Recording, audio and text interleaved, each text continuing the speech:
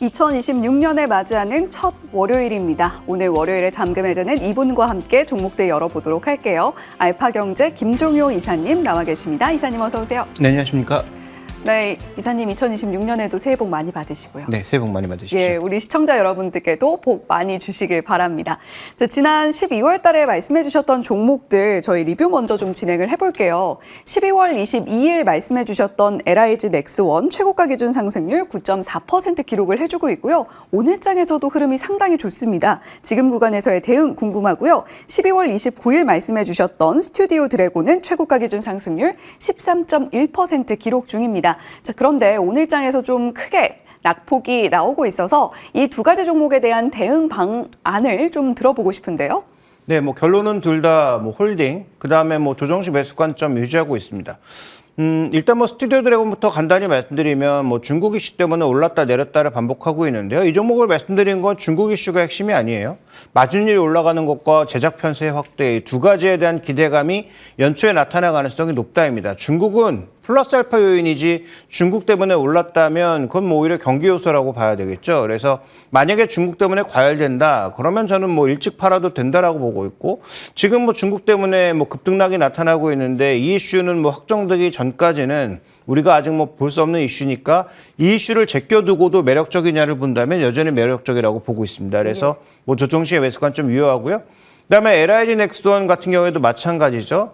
최근 방산주들이 몇 년간 연초부터 상반기까지 긍정적 흐름, 하반기에 뭔가 모멘텀이 빠지면서 부진한 흐름이 계속 반복되고 있는데 올해도 유사하지 않을 거라고 보고 있고요. 한번 이쪽에서 레이더 시스템과 미사일 받아간 업체들은 다른 쪽으로 바꾸기가 쉽지 않다라는 관점에서 전체적인 조정시 매수 관점은 여전히 유지해야 된다 이렇게 좀 보고 있습니다. 예, LIG 넥스원 그리고 스튜디오 드래곤 두 섹터는 다르기는 합니다만 두 종목 모두 홀딩의 조정시 매수 괜찮다라는 의견 전해주셨습니다. 두 개 종목에 대한 리뷰 내용 체크해 보시면 좋겠고요. 자, 오늘 첫 번째 종목 발굴을 위한 헤드라인 바로 이어서 살펴보겠습니다. 오늘의 첫 번째 헤드라인입니다. 셀트리온 지난 금요일장부터 들썩들썩하는 모습을 보여줬고요. 오늘장에서도 1%대 강세 띄고 있습니다. 자, 이제 본격적으로 반등의 한 해를 그려줄 수 있을 것인가에 대한 기대감 상당히 큰 것 같은데요. 2026년 셀트리온에게 새로운 한 해가 될 수 있을까요, 이사님? 네, 일단 지금 관련된 뉴스를 최근에 살펴보시면 증권사의 리포트도 그렇지만 뉴스 쪽에서도 이미 알려져 있는 뉴스인데 뉴스가 나올 때 반응하고 그 이후에 주가가 계속 빠졌죠. 대표적으로 이제 미국의 CDMO와 관련된 공장을 샀다. 이 이슈로 올랐다가 그다음에 또 쭉 빠지고 그다음에 또 뉴스가 확정되는 순간 또 올랐다가 쭉 빠지고 이런 현상을 계속 반복하고 있는데요. 이제 지난 금요일 날 반등이 나타났던 가장 핵심적인 이유는 뉴스에서 보여준 것은 4분기 실적이 역대 최대일 것이다 라는 부분이 강조된 부분이었고요. 그다음에 이 실적에 있어서 핵심 포인트는 결국 신규 품목이 늘어나면서 나타나는 것이다 보니까 이런 부분들을 좀 긍정적으로 봐야 되지 않겠느냐. 그래서 지금 다른 제약 바이오 종목군들은 당장 성과가 나지 않아도 굉장히 높은 밸류에이션을 받고 있는데 지금 성과를 내고 있는 셀트리온이 조금은 저평가되고 있는 건 아닌가? 그다음에 여전히 한미 반도체와 더불어서 가장 공매도의 공격을 많이 받고 있다는 측면에서 그런 부분들도 일부 좀 해소되지 않을까라는 그런 기대감이 현재 좀 나타나고 있는 것으로 보입니다. 예, 그렇다면 셀트리온 과연 어떤 포인트를 잡고 올 한 해를 지켜봐야 될지 더더욱 본격적으로 좀 파헤쳐볼 필요를 느끼는데요. 오늘 첫 번째 종목은 바로 셀트리온입니다. 두 가지 키워드 바로 열어보죠. 그동안 셀트리온의 주가를 크게 눌러왔던 악재들 언제쯤 해소가 되는가 궁금하고요. 두 번째는 그렇다면 지금 증권가에서 제시하고 있는 목표가 상향의 근거들과 함께 25만 원대 정도의 목표가들을 많이 찾아볼 수가 있는데 반등의 폭은 어느 정도 되는지 궁금합니다. 자, 지금까지 주가의 발목을 잡았던 악재들이 이제 좀 차차 해소될 수 있을까요? 네, 일단 이 종목의 가장 큰 약점이라고 한다면은 강점이자 약점이라고 봐야 돼. 강점이면서 약점인 부분들이 바로 무엇이냐. 바이오 시밀러 잘하는 건 알겠는데 경쟁도 치열해지고 있고 신규 품목이 별로 없지 않느냐. 이런 부분들이 약점으로 작용했었단 말이죠. 그러니까 준비된 지금 그림 보시면 근데 2025년부터는 서서히 점점 확대되고 있는 게 눈에 띄고 있는 게 신규 시밀러들의 확장이 나타나고 있다는 게 눈에 띄고 있습니다. 그래서 기존 제품 잘 파는 거 알겠는데 확장이 너무 느리잖아. 기존 제품은 경쟁사들이 들어오면서 마진이 떨어져. 이게 이제 가장 큰 약점이었는데 어쨌든 신규 품목은 늘어나고 있어요. 그래서 지금 CDMO 관련된 기대감이라든지 미국에서 만드는 CDMO 기대감이라든지 그다음에 이제 국내에서 시도하고 있는 여러 가지 ADC를 포함한 다른 약들에 대한 임상은 반영하지 않고서라도 전체적으로 지금 보면 기존 시밀러에서 신규 시밀러의 비중이 점점 늘고 있다는 게 핵심 포인트고요. 다음 이제 준비된 그림 보시면 그럼 어떻게 될까? 마진율이 올라간다는 거죠. 결국은 계속 떨어졌던 이 마진율이 결국 원가율이 올라간 것, 프로모션비도 늘고 여러 가지 이런 비용들이 문제였는데 떨어지는 것 보고 계신 것처럼 매출 원가율이 계속 떨어지기 시작하면서 전체적으로 마진율이 올라가는 그런 단계를 보여주고 있다는 거죠.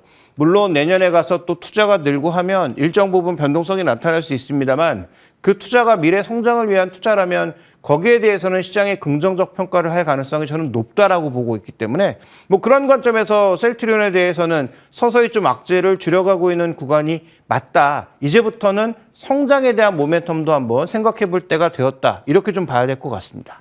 예, 그동안 셀트리온의 주가를 눌러왔던 악재들은 차차 해소가 되고 이제 4분기 실적을 기반으로 해서 점차적으로 나아지는 셀트리온의 모습을 기대해 볼 수 있을 것 같다라는 이야기를 해주셨는데요. 그렇다면 저희가 적정한 반등의 폭을 어느 정도까지 잡아볼 수 있을까요? 네, 일단 올해 실적 기준으로 봤을 때 매출 4조에 영업이익 1조를 지금 예상하고 있는 거잖아요. 예. 근데 내년에 지금 개선되고 있는 원가율이나 그다음에 올라가고 있는 마진 이런 것들을 살펴봤을 때 더 개선될 여지가 저는 충분하다라고 보고 있습니다. 그래서 뒤이어서 어떤 것들이 준비되고 있는지 일단 신규 성장 모멘텀 빼고 기존 것들만 살펴본다고 하더라도 준비된 그래서 보시는 것처럼 임상상삼 진행 중인 것들이 꽤 많이 준비되어 있는 상황이에요. 그래서 이런 것들의 성과가 이제 나오기 시작하면은 아까 말씀드렸던 신규 품목의 증가가 더 나타날 수 있다는 거죠. 그러니까 ADC도 빼고 그다음에 지금 미국에서 이제 생산이 될 것으로 보이는 생산 시설에 관련된 기대감을 뺀다고 하더라도 뒤쪽에 이제 준비되고 있는 임상 3상을 진행하고 있다라는 건 제품화가 멀지 않았다라는 얘기고 실제로 주가의 퍼포먼스는 임상 3상에서 제품화 단계로 넘어가는 구간에서 뭔가 성과가 나올 가능성이 좀 크잖아요. 그래서 그런 측면을 놓고 봤을 때 저는 한 40배 정도의 PR은 충분히 좀 반영할 수 있는 구간이고 올해 이제 기대하고 있는 얘기 1조라면 내년도에는 한 20% 내외 정도의 추가적인 성장이 있다라고 보고 있습니다. 그러면 내년도 EPS의 PR 40배 정도를 생각해 보면 증권사들이 제시하고 있는 25만 원에서 26만 원 정도의 목표가는 저는 충분히 타당한 그런 목표가라고 좀 보고 있기 때문에 매수는 조금 늘렸을 때 한 20만 원 정도 부근에서 하시는 게 좋을 것 같고요. 목표가는 방금 말씀드렸던 대로 내년도 실적 기준으로 한 PER 40배 정도를 내년도 추정 EPS에 곱해보면 한 26만 원 정도를 저는 예상하고 있기 때문에 그 정도까지는 충분히 가능하다라고 보고 있고 만약에 거기에 이제 ADC라든지 다른 모멘텀이 붙는다면 더 상향할 수도 있겠죠. 일단은 이 정도로 보고 있고요. 뭐 손절 가격은 정말 지루하게 움직였던 작년에 이 박스의 평균 가격 정도를 보면 한 18만 원 정도로 볼 수 있기 때문에 예. 그 정도의 가격을 하향 이탈한다면 그러면 좀 리스크 관리를 해야 되지 않을까 이렇게 좀 보고 있습니다. 예, 셀트리온 이제 다시 20만 원 중반대로의 반등을 준비를 하고 있습니다. 매수 가능 구간으로 20만 원 부근을 언급을 해주셨는데요. 오늘 가격보다는 조금 눌렸을 때 매수 고려해 보시는 것이 좋겠고 목표 가격으로는 증권가에서 제시하고 있는 25만 원대의 목표가 충분히 타당해 보인다라는 관점으로 26만 원의 목표가 제시를 해주셨습니다. 함께 기억해 보시면 좋겠고요. 자, 두 번째 헤드라인 바로 이어서 살펴보겠습니다. 오늘의 두 번째 헤드라인입니다. 코스맥스 형제가 나란히 부회장으로 승진했다라는 소식인데요. 코스맥스 그동안 주가가 많이 눌렸고 오늘도 역시 주가가 하락으로 가닥을 잡고 있습니다. 자, 그렇다면 이제 악재의 끝이 보일 수 있는 것인지 이 소식으로 인해서 코스맥스의 반등을 좀 기대해봐도 좋을까요, 이사님?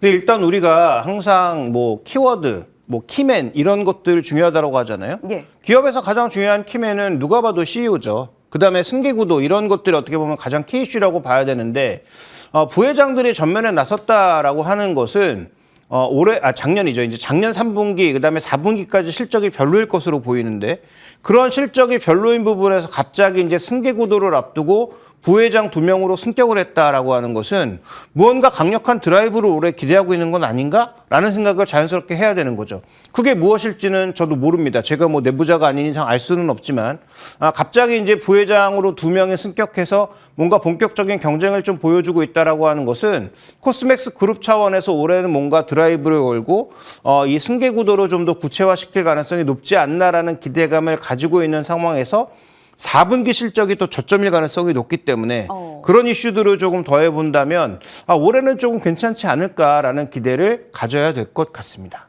예, 뭔가 승계 구도를 손본다라는 것은 한 번의 도약을 준비하고 있는 것이 아닌가라는 뉴스 헤드라인으로 우리가 해석을 해볼 수도 있을 가능성이 있다라는 관점으로 오늘의 두 번째 종목은 코스맥스가 되겠습니다. 코스맥스의 두 가지 키워드도 바로 열어봐야겠죠.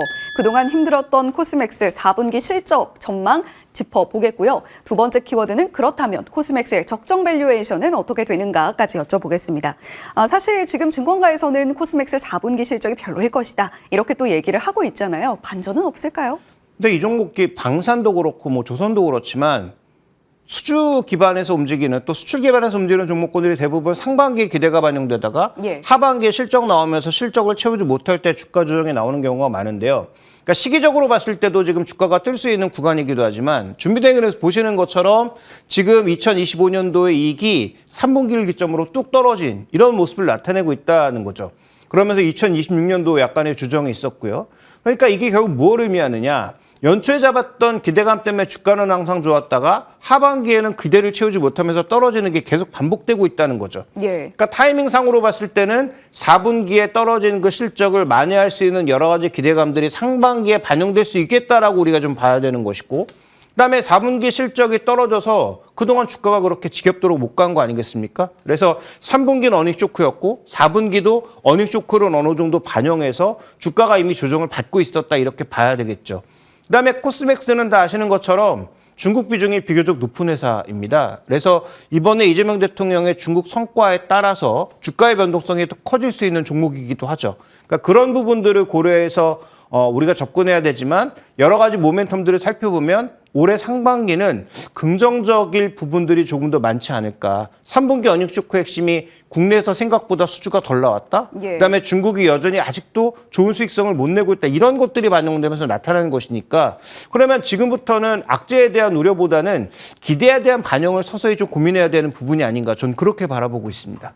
네, 그렇다면 4분기에 바닥 찍고 반등이 예상되는 상황이라면 앞으로 코스맥스의 적정 밸류에이션 그리고 가격 전략은 어떻게 챙기면 좋을까요? 네, 지금 트레일링 기준으로 봤을 때는 비싸요. 지금 저는 뭐 한국콜마나 이 종목의 적절한 밸류에이션은 20배에서 25배 사이 정도라고 보고 있는데 트레일링 기준으로 지금 현재 실적 기준으로 봤을 때는 30배에 달하는 높은 주가. 그래서 기대를 품었다가 주가 실적이 떨어지면서 밸류에이션으로 주가가 급하게 조정받을 수밖에 없는 그런 상황으로 간 거죠. 근데 이제 준비된 그림 보시면 이걸 포워딩으로 바꾸면 12개월 기대감으로 바꾸면 이게 훅 내려갑니다. 어디까지 내려가냐면 지금 한 24배, 뭐 25배 정도 아래로 내려간단 말이에요. 그러면 저는 지금 현재 구간에서 실적을 추가적으로 상향할 수 있는 그런 이슈들만 있다면은 충분히 저는 긍정적으로 봐도 되는 그런 주가 상황이 아닌가라고 보고 있습니다. 그래서 트레일링 기준으로 보지 말고 포워딩 기준으로 봤을 때 지금 이 훅 떨어지는 밸류에이션은 충분히 매수 가능한 구간이라고 판단하고 있고 제가 생각한 것보다 만약에 이익의 개선 속도가 더 빨라질 수 있는 모멘텀이 있다면 생각보다 더 강하게 주가는 치고 올라갈 수 있다 이렇게 보고 있습니다. 그래서 지금 당장 매수하시기보다는 중국 관련 이슈에 따라서 주가의 변동성이 있을 수 있으니까 매수 적정 가격은 저는 17만 원 정도로 바라보고 있고요. 17만 원에 매수를 한다면 목표가로 예상해 볼 수 있는 건 최대한 그 모멘텀을 적용했을 때 내년도 실적 기준으로 한 25배에서 20배 정도의 평균을 생각해 보면 23만 원 정도거든요. 그래서 목표가는 23만 원을 제시하고요. 만약에 15만 원 정도를 하향 이탈한다면 이건 제가 모르는 악재가 터졌거나 아니면 여전히 사업의 불확실성이 높아지고 있는 구간이니까 리스크 관리를 하셔야 될 것 같습니다. 예, 코스맥스 4분기에 이제 바닥을 찍고 점차적으로 반등할 내일을 기대를 하면서 매수 가능 구간 17만 원, 목표가 23만 원 제시해 주셨으니까요. 가격 전략까지 기억해 보시면 좋겠습니다. 월요일에 잠금 해제 알파경제 김종효 이사님과 함께했습니다. 오늘 말씀 고맙습니다.